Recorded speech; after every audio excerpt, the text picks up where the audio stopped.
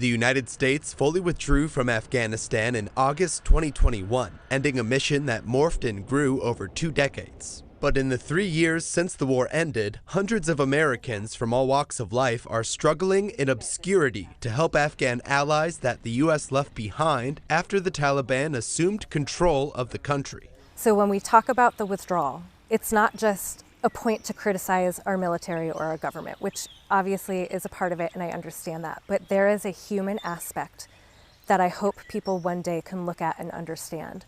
What it means to be so desperate that you will cling to an airplane as it takes off because you are so certain of death on the ground. Or to be a mother who is so prepared to fight for her child that she will throw them to someone she doesn't know over the wire and just hope for their survival. Like many U.S. veterans who deployed to Afghanistan, retired Green Beret Scott Mann says he owes his life to the Afghans he trained and fought alongside. Well, I think that the veteran population is the moral compass of our nation. In many ways, our last best hope for doing the right thing when nobody's looking. And there were so many commandos, intelligence operatives, interpreters and their families that we just left in a lurch, that we left at risk. And we have an obligation. If an SIV visa, for example, was applied for, then we need to try to honor that.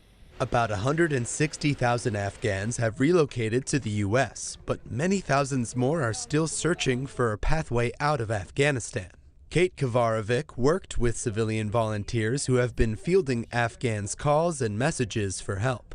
The primary group of volunteers are the case managers. For example, if you're still in Afghanistan, they're helping to send you food, they're getting you medical care, they're setting up safe houses, they're helping with your visa applications. Then most people are sent to like a third-party location while they can wait to find out where they're going to resettle. We offer support there, and then once you are in your final destination, we help with housing, we help with job searches. And so I think that the volunteer community has been through an incredible amount of trauma.